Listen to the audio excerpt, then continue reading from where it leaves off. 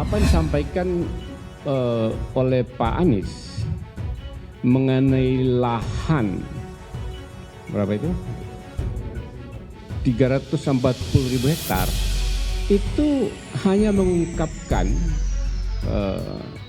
fakta dari rekam digital yang ada yang pernah disampaikan oleh Pak Jokowi. Jadi dan itu selama ini tidak pernah dibantah. Soal debat ketiga Anies dan Ganjar dilaporkan ke Bawaslu, kok umpatan bodoh Prabowo ke Anies gak diproses? Bawaslu kok diam? Halo, selamat datang di channel Redaksi Jurnal. Hari ini melaporkan Capres nomor urut 03 Ganjar Pranowo yang di dalam debat Capres ketiga dia memaksa, mendesak dan menekan Menteri Pertahanan Republik Indonesia Prabowo Subianto untuk membuka sesuatu yang kami anggap data-data dan informasi penting terkait dengan rahasia negara. Ya, benar sekali. Kami Bawaslu sudah menerima laporan tersebut. Sepanjang nanti memenuhi ketersyaratan Polri material, maka dilakukan klarifikasi. Jika dalam persyaratan tersebut tidak memenuhi syarat Polri material, maka disampaikan kepada pelapornya terhadap status pelaporan tersebut. Pelaporan pada Bawaslu dilakukan oleh sekelompok pendekar hukum pemilu bersih yang melaporkan Capres nomor urut 1 Anies Baswedan. Anies dilaporkan atas pernyataannya dalam debat hari Minggu berkaitan dengan kepemilikan lahan Capres nomor urut 2 Prabowo Subianto. Menanggapi laporan itu, Bawaslu menyebut akan segera melakukan kajian. Tak hanya Anies saja, Capres nomor urut 3 Ganjar Pranowo juga dilaporkan ke Bawaslu karena dianggap menyerang Prabowo saat debat ketiga. Laporan ini disampaikan oleh organisasi yang mengatasnamakan Advokat Pengawas Pemilu. Pelapor menyebut dasar pelaporannya terkait permintaan pada Prabowo untuk membuka data terkait pertahanan.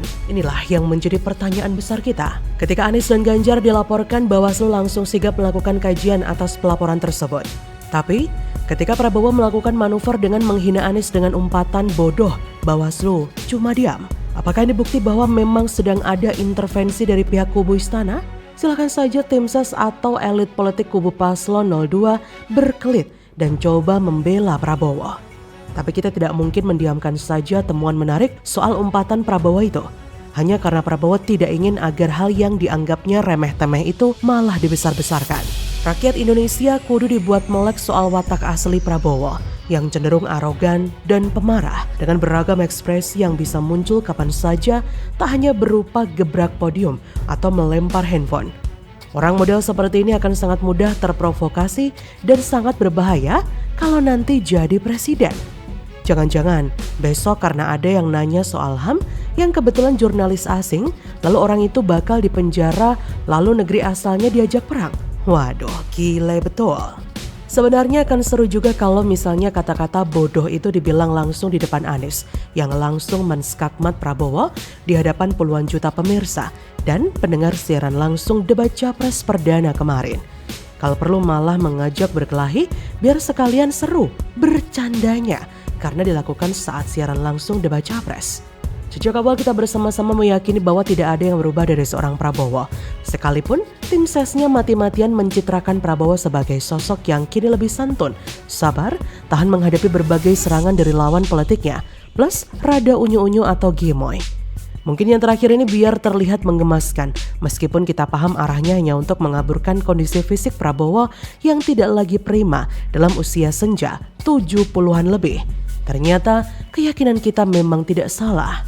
Kita pun masih bisa mengingat dengan jelas kata-kata dipasang di salah satu baliho kampanye Kubu 02 yang hendak mencitrakan diri jika Prabowo adalah sosok yang santuy karena bisa merespon sesuatu yang tidak nyaman dengan berjoget. Namun untuk pesan dalam baliho itu pun kita bisa bersama-sama berkata, "Pret."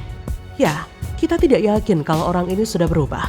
Keyakinan itu pun terbukti hari ini sekitar 1 bulan jelang coblosan Pilpres 2024, di mana publik dibuat semakin menyadari bahwa Prabowo memang tidak berubah.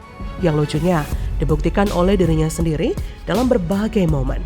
Ini kayak orang pakai topeng tapi lantas dibuka sendiri ya guys. Bagaimana menurut Anda?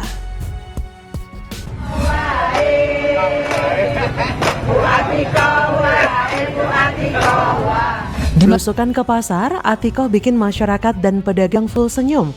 Pedagang teriak, "Atikoh wae ibu negarane." Beri solusi, bukan kayak kubu sebelah yang cuma planga-plongo. Halo, selamat datang di channel Redaksi Jurnal. Sebetulnya fair ya, keinginannya adalah ada kestabilan harga. Karena kalau harganya rendah atau tinggi itu juga akan mempersulit mereka untuk margin ini harga jualnya, sehingga berapa keuntungan yang mereka dapat itu agak sulit untuk diperkirakan. Komitmen Pak Ganjar sendiri untuk menjalankan pedagang menjaga kestabilan itu apa?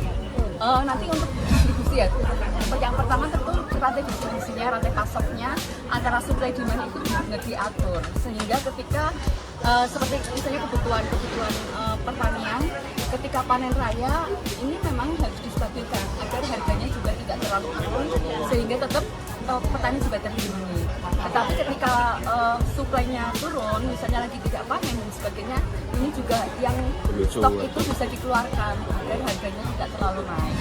Dia berkampanye sendirian dengan penuh keberanian.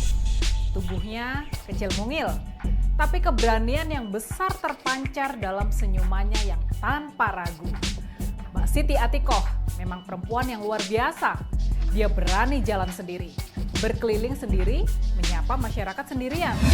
Istri Capres nomor urut 3, Ganjar Pranowo, yang juga diusung oleh Partai Perindo, Siti Atikoh Supriyanti, mengatakan masyarakat dan pedagang sama-sama membutuhkan stabilisasi harga bahan kebutuhan pokok. Hal itu disampaikan Atikoh setelah belusukan ke pasar-pasar tradisional di berbagai daerah di Indonesia, serta berdialog dengan masyarakat dan juga pedagang. Atikoh menilai masyarakat dan pedagang sama-sama mengeluhkan harga bahan pokok seperti gula, beras, dan cabai yang melonjak dalam beberapa bulan terakhir. Maka dari itu, menurut Atikoh, hal yang adil bagi penjual dan pembeli adalah harga yang stabil. Penjual tidak pusing menentukan harga jual dan pembeli juga bisa tenang menghitung kemampuan belanjanya. Dalam kesempatan itu, Atikoh juga mendapatkan keluhan dari pedagang usaha mikro, kecil, dan menengah UMKM di Tegal, Jawa Tengah. Salah seorang pedagang cemilan tradisional rambut nenek mengeluhkan harga gula yang melambung dari Rp12.000 per kilogram menjadi Rp18.000 per kilogram. Ia menuturkan sebenarnya masyarakat dan pedagang sama-sama tidak menuntut harga bahan pokok yang murah, melainkan yang terjangkau dan stabil. Diakui harga bahan pangan kalau murah, maka akan merugikan para petani juga pedagang karena margin keuntungan tipis. Begitu pula jika harga pangan terlalu mahal, daya beli masyarakat berkurang dan pedagang pun tidak bisa mengambil keuntungan. Jadi masyarakat dan pedagang itu yang dibutuhkan bukan harga murahnya, tapi adalah affordable, maksudnya yang terjangkau dan stabil. Jawaban Atikoh tersebut membuktikan bahwa kemampuannya memberikan pengertian kepada masyarakat soal kenaikan harga serta mencari solusi dan menampung keluh kesah pedagang sudah mahir dan sesuai dengan harapan masyarakat. Masyarakat bisa lega mengeluarkan keluh kesahnya kepada Atikoh karena Atikoh memberikan perhatian dan menampung semua alasan warga.